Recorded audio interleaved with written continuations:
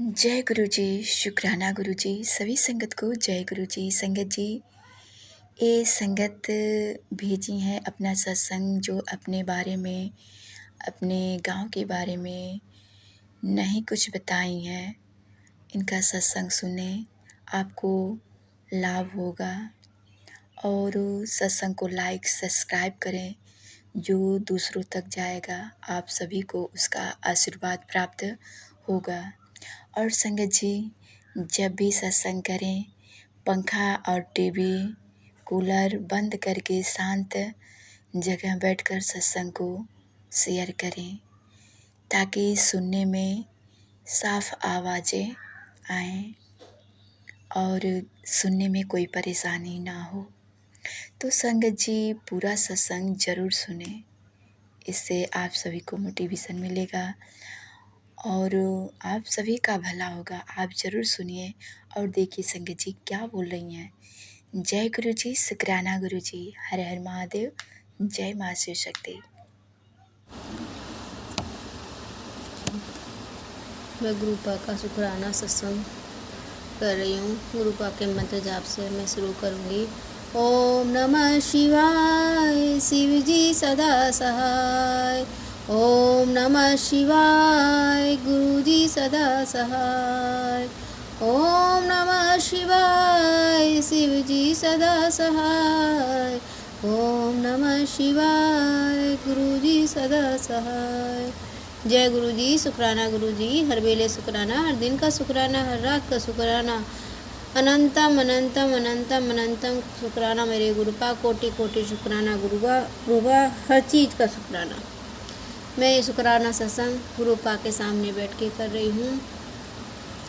गुरुपा, ये सत्संग मेरे बेटे के बारे में है। गुरुजी ने उसको नाक की बहुत प्रॉब्लम चल रही थी। शुरू में उसको प्रॉब्लम कोरोना के टाइम से स्टार्ट हुई थी, थोड़ी थोड़ी थी। वैसे तो मैंने बहुत पहले, अब तो नहीं जाती हूँ पंडित जी के पास, पहले मैं दिखाती थी तो सब यही कहते थे कि इसको बाई बर्थ ही है ये प्रॉब्लम। पहले उसको बचपन में निमोनिया होती थी, मतलब पूरी सर्दी उसके निमोनिया में ही बीतती थी, बिल्कुल भी ठीक नहीं रहता था। उसको इंजेक्शन लगते थे, बहुत सारे कोर्स होता था। मतलब एक बार ठीक हुआ, फिर दोबारा, मतलब सीजन में 2-2 3-3 बार उसको निमोनिया हो जाती थी। कंपाउंडर भी परेशान हो जाता था कि कहाँ लगाऊं मैं इसके इंजेक्शन, जगह ही नहीं बची है। यहाँ पे बहुत ऐसे डॉक्टर हैं हमारे, जहाँ हम रहते हैं, तो उनके यहाँ उसका ट्रीटमेंट चलता था और किसी के यहाँ से उसको आराम भी नहीं होता था। वहाँ के कंपाउंडर तक भी उसका नाम उनको याद हो गया था। इतना मतलब परमानेंट सा पेशेंट सा बन गया था ये, कि मतलब डॉक्टर के जाता ही रहता था। गर्मियों में पेट की वजह से और सर्दियों में निमोनिया की वजह से। तो 10-12 साल तक ऐसे ही इसका चलता रहा। फिर इसको मतलब को पहले इसको दिक्कत है, जैसे मौसम बदलता था तो इसको मतलब सांस लेने में दिक्कत हो जाती थी, और कभी कभी तो इतनी हालत ख़राब हो जाती थी कि इसको इनहेलर लेना पड़ता था। ये चलते चलते कोरोना आ गया। कोरोना के टाइम पे फिर इसको जब मौसम बदला तो उसको दिक्कत हुई, तो मैंने इसको होम्योपैथिक दवाई दिलाई कि कोई बोल रहा था कि इसकी बहुत दिनों तक जुकाम रहा, इसकी हड्डी बढ़ गई, वो मांस बढ़ गया है, तो होम्योपैथिक से ठीक हो जाएगा। कई लोगों का हो गया है। उन डॉक्टर से मैंने ट्रीटमेंट कराया, उसको कई महीने इसने दवाई खाई, लेकिन इसको बिल्कुल भी आराम नहीं हो रहा। फिर वो दिखाया डॉक्टर को, तो वो मांस बताते थे, कोई हड्डी बताता था, तो सब कहते थे हड्डी तो नहीं बढ़ती किसी की, मांस बढ़ जाता है, मांस काट देते हैं डॉक्टर, ठीक हो जाता है, ऑपरेट कर देते हैं, कुछ नहीं होता उसमें, तो ठीक हो जाते हैं। तो मैंने इससे बोला, मैंने अपने बेटे से बोला कि उनका चल ऑपरेशन करा लेते हैं, फिर क्या करें, नहीं हो पा रहा है। ऐसे पढ़ाई भी डिस्टर्ब हो रही थी। इसका 10th क्लास था उस समय, तो इसकी ऐसी साइनस बन गया था, वो ऐसी हो गई थी, मतलब एक इसकी आँख की पुतली बाईं की दाईं तरफ मतलब अजीब सी हो गई थी, जैसे बकरे की आँख में मोटी मोटी बाहर को निकल आती हैं, मतलब अजीब सी ही शक्ल हो गई थी। इतना सुंदर है गुरुपा का प्यारा नाती, कि मतलब बहुत ही प्यारा है। तो शुक्राना गुरुपा, इतना प्यारा बेटा देने के लिए। लेकिन अब जब उसकी शक्ल ऐसी हो गई तो सब यही कहते थे कितना सुंदर बच्चा था और कैसा हो गया है, इसकी आंखें कैसी हो रही है, ट्रीटमेंट क्यों नहीं कराते हो, ये है वही सब हम बातें कहते हैं। पर हर माँ बाप चाहता है कि हमारा बच्चा स्वस्थ रहे। हम भी सोच रहे थे कि हम अच्छा बेस्ट ट्रीटमेंट कराएं इसका। तो बहुत सोचा बेचारा, फिर किसी ने बोला कि देहरादून दिखा लो एम्स में। हमने देहरादून दिखाया, वहाँ पे इसको उन्होंने कोई दवाई मतलब 3-4 बार बुलाया, उसको ये सब हुआ, उसकी दवाई वगैरह चली। फिर इसको कोई दवाई भी डाली कि उसको एक कफ का गुच्छा सा उसके मुंह से, जब वो आ रहा था ट्रेन से तो मोटा सा गुच्छा उसका बाहर निकला। तो मैं तो गई नहीं थी, उसके पापा गए थे और वो गए थे। तो बताया उसने मुझे आके, तो मैंने कहा अच्छा। तो कह रहा मम्मी बहुत मोटा सा मुंह से निकला और मैंने तो बाहर फेंक दिया ट्रेन से। तो अच्छा। फिर दवाई इसकी ट्रीटमेंट चलता रहा।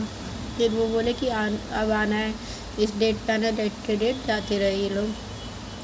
फिर इसका आ गया ये इसको 10th में, तो उसके फिर कोरोना की वजह से हापरली के बेस पे इन लोगों का रिपोर्ट कार्ड बना दिया था। और लेकिन मेरे बेटे की हालत उस टाइम बहुत ख़राब थी कि मैं तो ये सोची थी प्रिवेशन तो थी, लेकिन बच्चा थोड़ा उससे डिस्टर्ब होता है ना, बार बार नोज़ साफ़ करने उठता बैठता, जैसे ही इसको दिक्कत होती। तो मतलब पढ़ाई डिस्टर्ब सी हो रही थी इसकी। लेकिन मैंने इसको जब हापरली चल रहे थे तब भी थोड़ा इसकी थी, तब दिक्कत तो हो रही थी। लेकिन फिर मैंने बोला कि चल भाई तू थोड़ा तैयारी अच्छे से करके दे दे। तो उसने दी तैयारी करके जैसा भी इसको। लेकिन और थोड़ा ये नहीं पता था कि हाफरली की बेस पे ही मतलब एग्ज़ाम वो रिपोर्ट कार्ड बना देंगे। तो शायद मेरा बेटा और अच्छा मतलब सीरियस होके देता पेपर। तो उसने सोचा अभी तो बोर्ड होगा, उसमें दूंगा अच्छी परफॉर्मेंस। लेकिन हाँ ठीक है, फिर भी गुरु पाक की कृपा से, जैसे उसकी हेल्थ इशूज़ चल रहे थे, मुझे कोई मुझसे कोई बुला सिखा नहीं है। बेटे ने मेरे जितना कर सकता था एफर्ट्स डाल सकता था डाले उसने। तो उसके आ गए थे 80 के करीब, 80 के करीब आ गए थे, 81। तो चलो ठीक है, गुरुपा की जैसी इच्छा, तो बात नहीं। फिर उसका जो है फिर उसका 11th स्टार्ट हुआ, फिर क्लासेस लगी।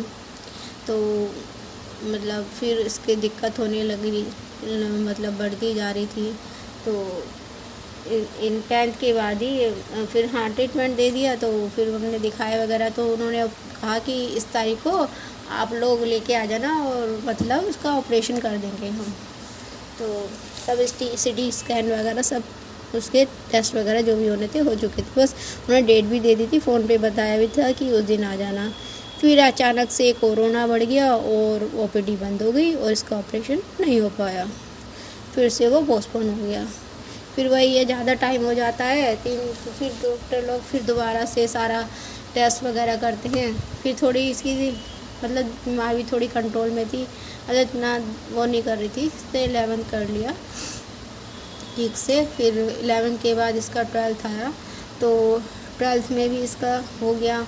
लेकिन जब अब वो BSc सेकेंड ईयर में BSc करते करते उसको फिर दिक्कत होने लगी मेरे बेटे को।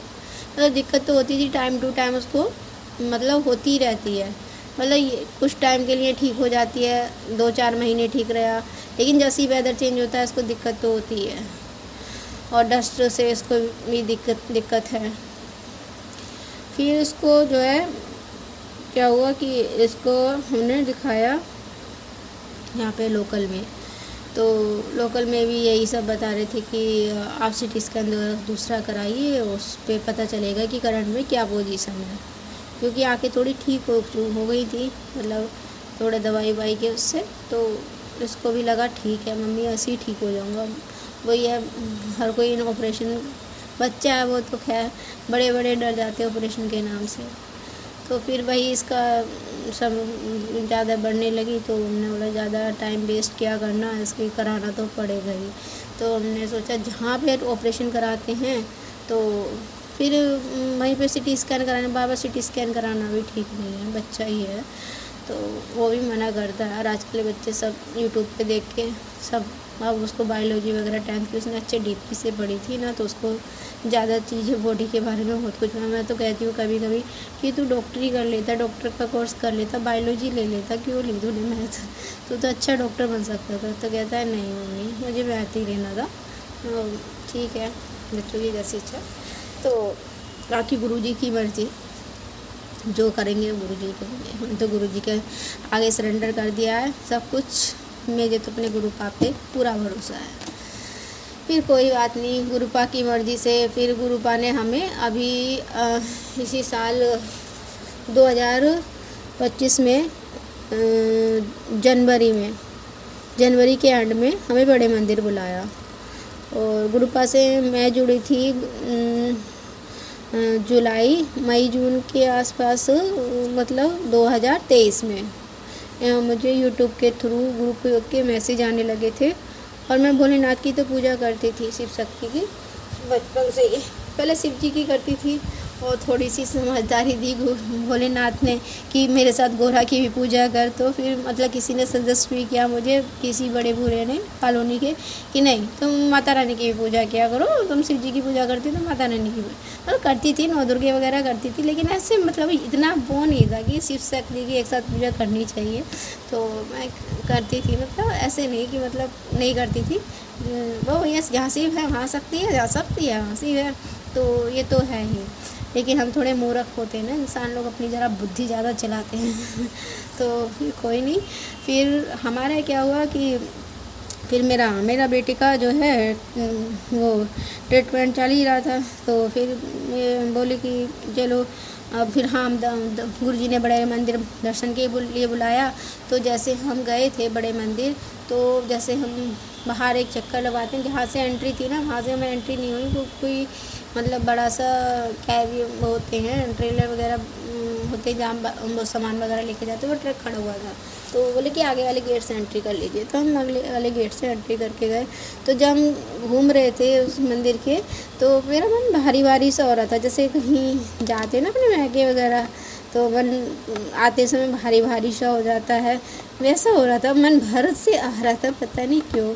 फिर चलो कोई नहीं, फिर हम मंदिर गए, अंदर दर्शन करे, जल प्रसाद लिया। गुरुपा ने बड़ी अच्छे से सब दर्शन वगैरह कराए। फिर जब हम बाहर निकल के आए तो हम लोटा भी ब्लेस कराने के लिए ले गई थी, एक मम्मी के लिए अपनी और एक अपने भाई के बेटे के लिए। तो बेटे वाले का तो बेटे के पास था और मेरा मम्मी का मेरे पास था। तो हम दोनों के आराम से लोटे ब्लेस हो गए गुरुजी के वहाँ पे। हम आ गए बाहर निकल के। तो मेरा बेटा कह रहा, वो हम लोग डिस्कस करने लगे कि ऐसा कैसा लगा, मतलब अंदर जाके तुम्हें क्या फ़ील हुआ, क्योंकि वो दोनों अलग थे, बेटी और मैं अलग थे। तो बेटा बोला कि वो मेरे हस्बैंड अंकल बोले कि मुझे तो ऐसे लग रहा था कि जैसे कि मैं स्वर्ग में आ गया हूँ, इतना अच्छा लग रहा था, बहुत अच्छा लग रहा था। तो वो जब थोड़ा कनेक्ट नहीं हुए थे, पर वो मेरी वजह से मतलब गुरु पर वही हस्बैंड जाएंगे तभी मैं ऐसे किसी के साथ मेरी कोई जान पहचान नहीं गुरु संगत से।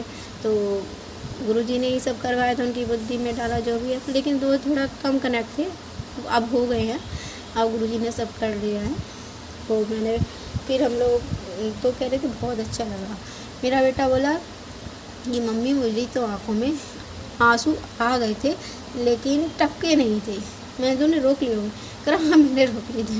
वो ये ना अब थोड़ा जेंट्स वाली वो आने लगे, 20 ईयर्स का हो गया है। तो कह रहे मैंने रोका क्यों, मैंने कहा बहने देता, कोई नहीं, सबकी बहते हैं यहाँ पे, सब कष्ट कटवाते हैं गुरुजी। जितने आंसू बहते हैं उनको रोकना नहीं चाहिए, बहने देना चाहिए। तो मैंने कहा मेरा तो मन भर आया था, लेकिन मेरा मतलब आंसू आए थे और मतलब मैंने रोके नहीं, बहे ही नहीं, मतलब वो अंदर ही रह गए, मतलब बाहर नहीं निकले, आँखों में जैसे इतना पानी आया और बस। तो गुरु उसके आँखों में आंसू आ गए थे। तो मैंने बोला तेरे कष्ट गुरुजी ने काटे, गुडिया गुरुजी, शुक्राना गुरुजी महाराज, अनंता शुक्राना मेरे गुरु का, सच्चे बादशाह मेरे गुरुजी महाराज की जय, मेहर करना गुरु का।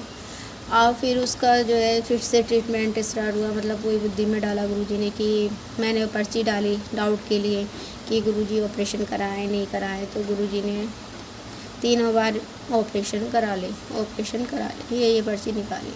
तो मैंने भी फिर डिसाइड कर लिया कि नहीं, ऑपरेशन कराना ही पड़ेगा, मतलब ऑपरेशन करा लेती हैं। अब गुरुजी अब यहाँ पे ये दिक्कत आ रही थी कि यहाँ कराएं, लोकल में कराएं, या फिर हम देहरादून साइड जाएं, या फिर हम दिल्ली साइड जाएं। तो फिर वही हो रहा था कि कहाँ कराएं। तो फिर बराबर में हमारे हैं ENT के डॉक्टर हैं, तो उनको भी दिखाया तो बोले कि अभी करंट की सिचुएशन तो मतलब CT स्कैन देख कराना पड़ेगा आपको, अभी मैं लिख देता हूँ और आप करा लीजिए। तो मेरा बेटा बोला कि नहीं मम्मी, मुझे यहाँ नहीं कराना, कहीं मतलब बाहर कराना है। फिर मैंने कहा ठीक है। फिर हम, मेरे हस्बैंड रेलवे में हैं, तो बोले कि तो मैं सेंटर में देखता हूँ, सेंटर में डॉक्टर अच्छे होंगे तो वहीं हो जाएगा, नहीं तो वो बाहर के लिए रेफ़र कर देंगे। फिर लोकल में जो हॉस्पिटल है रेलवे का, वहाँ पे लिखवाया, फिर वहाँ से रेफ़र कराया सेंट्रल हॉस्पिटल के लिए। फिर वहाँ पे बुलाया, ENT के जो डॉक्टर थे उन्होंने मतलब उसका वो सब टेस्ट वगैरह कराए, 5-6 बार बुलाया। फिर उन्होंने डेट दे दी थी 22 अप्रैल। पहले वो मई में दे रहे थे, तो मैंने कहा मई में बहुत गर्मी हो जाएगी और इसके एग्ज़ाम वगैरह भी होने लगेंगे BSc के, तो आप ऐसा करें कि अप्रैल में ही मिल जाए डेट तो अच्छा है। तो वो बोले कि चलो ठीक है, बात करते हैं। तो बात की तो वो बोले कि चलो ठीक है, फिर 22 अप्रैल में आ जाइए। तो 22 अप्रैल में उसका ऑपरेशन हुआ था। मैं तो जा नहीं पाई थी, बस दोनों ही गए थे, उसके फादर और मेरा बेटा। तो उसको सैटरडे में एडमिट कर लिया था, मतलब 2-3 दिन पहले एडमिट कर लिया था, और उसका फिर 22 अप्रैल को उन्होंने ऑपरेशन किया था। तो उसके मामा हैं तो दिल्ली में आर्मी में हैं, तो लंच वगैरह लेके आ जाते थे घर पे। बेटे का तो मेरा वहीं से मिल जाता था, और मतलब उसमें से पैसे कट जाते हैं, आप लेते हो तो पेशेंट के लिए, तो वहाँ से तो वो कर दिया था, क्योंकि फिर वही दिक्कत है ना कि पेशेंट के लिए टाइम से होना चाहिए। और फिर गुरु जब मैं पूछती तो कहता था, जब भी वो वहाँ पर जाता था, मतलब डॉक्टर बुलाते थे उसको, तो कहता था आज भी गुरुजी की गाड़ी खड़ी हुई थी वहाँ पर, गुरुजी लिखा हुआ था उस गाड़ी पे, हॉस्पिटल में खड़ी थी। 2-3 बार गया वो, 2-3 बार मैंने कहा गुरुजी ही मतलब तेरे अंग आए हैं, वो जहाँ ले गए हैं ठीक जगह, मतलब तेरा ट्रीटमेंट अच्छे से कराएंगे गुरुजी। क्यों, मैंने तो गुरुजी पे सौंप दिया सब कुछ, गुरुजी की मर्जी नाल ही हो रहा है सब कुछ। तो उसका ऑपरेशन हो गया, वो 3-4 दिन, 1 हफ्ते में लौटा वहाँ से। फिर जब आया, फिर तो उसका मतलब जो कुछ बताया था धुलाई वगैरह करने के लिए, नोज़ में दवाई डालने के लिए, खाने की दवाई थी थोड़ी, एंटीबायोटिक, तो वो सब चली उसकी। और फिर खाना पीना भी मतलब उसने डॉक्टर ने सब बोल दिया, मुझे सब दीजिए, चावल दीजिए, सब कुछ दे मुझे, मैं सब खाऊंगा। तो मैंने बोला बेटा चावल मत खाओ, चावल थोड़ा अवॉइड करो, अभी 10-15 दिन बाद लेना स्टार्ट कर लेना, जख्म भर जाएगा अंदर से। तो बोला नहीं मम्मी, डॉक्टर ने बोला है आप सब खाओ, मैं सब खाऊंगा। मैंने वही चल ठीक है। फिर मुझे जैसे पता चला सबको, इसकी नानी और मामा लोगों को तो पता ही था, मेरी ससुराल में किसी को नहीं पता था, और मेरी सिस्टर वगैरह को भी पता था। तो वो लोग फ़ोन कर रहे थे, कभी इसके फ़ोन पे करते थे, कभी मैंने कहा मैं तो यहाँ पे, मुझे तो कुछ नहीं पता। तो वो उसको ही करती थी, या अपनी जीजाजी वगैरह को करती थी। मम्मी ने भी किया, इनको कई बार फ़ोन पे बात की, इसके हाल चाल लिए, सब हो गया। फिर ये आ गया, फिर मतलब इसका अब चल रहा, अब इसको 1 महीना होने को आ गया, मतलब आज 20 मई है, 20 मई है। उसको बीच में बुलाया था, तो वो बोल रहे थे कि एक जो मतलब लेफ़्ट साइड में ज़्यादा था इसका, तो राइट साइड का तो ज़्यादा था, तो राइट साइड में तो बोले कि ठीक है, लेकिन लेफ़्ट में कुछ थोड़ा लग रही है अभी दिक्कत, तो दोबारा से करना पड़ेगा। ये बड़ी प्रॉब्लम। मैंने कहा गुरुजी आपने क्या किया? फिर कोई नहीं, अब जो भी कष्ट हैं तो सब गुरुजी कहते ही हैं कि झेलने पड़ते हैं, भोगने पड़ते हैं। फिर गुरुपा ने गुरुपा के ऊपर छोड़ दिया, मंत्र जाप करती रहती हूँ, गुरुपा का अरदास करती हूँ बेटे के लिए अपने। गुरुपा का मैसेज आता है, मैं तेरे बेटे के अंग संग सहाय हूँ, तू बिल्कुल फिक्र मत किया कर अपने बेटे की, उसका कैरियर भी मैं ब्लेस करूँगा, वो करोड़ों का मालिक बनेगा, तेरा नाम रोशन करेगा। जय गुरु जी, शुक्राना गुरु जी। गुरुपा आप तो सब कुछ जानते हो, गुरुपा के बहुत मैसेज आते रहते हैं, मैं तो मैसेज पढ़ के भूल जाती हूँ। जब पढ़ती हूँ तो जब कभी मेरा दिमाग थोड़ा डिस्टर्ब सा होता है तो गुरुजी ऐसे मैसेज भेज देते हैं कि मुझे भी कभी कभी ऐसे गुरुपा कितना ध्यान रखते हैं। I love you Gurupa, I love you Gurupa, एक पिता की तरह ध्यान रखते हैं गुरुपा। और हर समय गुरुपा मुझे बटरफ्लाई की और ट्रिपल नंबर, डबल नंबर की ब्लेसिंग देते हैं। 7 नंबर तो मेरा रोड पे ही घर है, मैं खड़ी हो जाती हूँ तो कोई 4 गाड़ियों में से 3 गाड़ियों पे 7, 7, 4 मतलब ऐसे डिजिट जाती रहती है। कार पे हो, बाइक पे, स्कूटी पे, मतलब जो कुछ भी निकलेगा, टेम्पो तक पे, ऑटो तक पे मतलब दिखाई देती है। और अभी 2-3 दिन पहले तो दिन में मुझे 2 बार गुरुपा की ब्लेसिंग दिखाई दी। किसी की कार थी, पीछे कॉलोनी में से आ रही थी, मैं ऐसे खड़ी थी बालकोनी में, तो उस पर लिखा था 777, वो 717 लिखा हुआ था और उस पर लिखा हुआ था गुरुजी। फिर थोड़ी देर बाद ही, आधे घंटे बाद एक और वो जा रही थी, उस पर लिखा था ब्लेसिंग ऑलवेज गुरुजी और गुरुजी लिखा हुआ था एक साइड में। जय गुरुजी, शुक्राना गुरुजी। गुरुजी यह फीलिंग हमेशा कराते रहते हैं, प्रेजेंटेशन फील कराते हैं कि मैं तुम्हारे साथ हूँ, तुम्हारे अंग संग सहाय हूँ, मैं तुम्हारे आसपास हूँ हमेशा। जय गुरुजी। तो गुरुपा का फिर अब आज उसको फिर बुलाया 20 मई को, और आज फिर उसका ऑपरेशन हुआ। तो उन्होंने बोला था कि मतलब 1-1.5 घंटे का ऑपरेशन है, जल्दी आ जाना, मॉर्निंग में 7 बजे तक यहाँ पहुँच जाना। तो सबसे पहले हम आपका ही करेंगे, क्योंकि 2 बार वो पहले बुला चुके थे। तो ऑपरेशन ट्यूसडे और थर्सडे को रहता है, ट्यूसडे और थर्सडे को रहता है इसका ऑपरेशन। और तो पिछली बार भी ऐसे ही हुआ था, तो ट्यूसडे को ही हुआ था और आज भी ट्यूसडे ही है। तो गुरुपा देखो, आपको अंग संग सहाय रहना है, मैंने तो आपको सौंप दिया। मैंने बात की थी अभी से थोड़ी देर पहले, तो मतलब उस पर तो है, तो कह रहा था कि बस नोज़ में नीडल लगाई थी उन्होंने सुन करने के लिए, और मुझे आवाज़ तो आई थी कट, मतलब कि हड्डी काटी। पहले भी उसकी हड्डी निकली थी, इतनी बड़ी दिखाई थी मेरे हस्बैंड ने फ़ोटो पे करके, तो पहले भी हड्डी थी, उसकी हड्डी बड़ी हुई थी। और थोड़ा और लेट हो जाता, ग्रुप ने मेहर करी कि उसके माइंड से टच हो सकती थी वो, तो क्योंकि ये साइनस जो है या तो माइंड पे इफ़ेक्ट करता है या फिर आइज़ पे करता है। अब उसका माइंड पे इफ़ेक्ट करने लगा था, पहले आइज़ पे करी थी। आइज़ की शेप तो अभी भी चेंज हो गई थी थोड़ी थोड़ी, लेकिन इतनी नहीं थी। अब उसका माइंड की तरफ हड्डी बढ़ रही थी वो।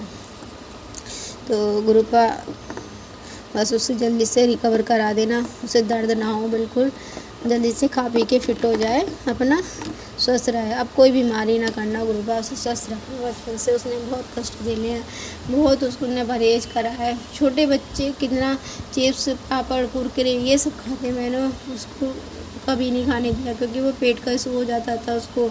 बाहर की चीज़ तो कुछ भी नहीं देती थी, तो उसको अभी तक पता भी नहीं था कि क्या चॉकलेट होती है, क्या टॉफ़ी होती है, क्या चिप्स होते हैं।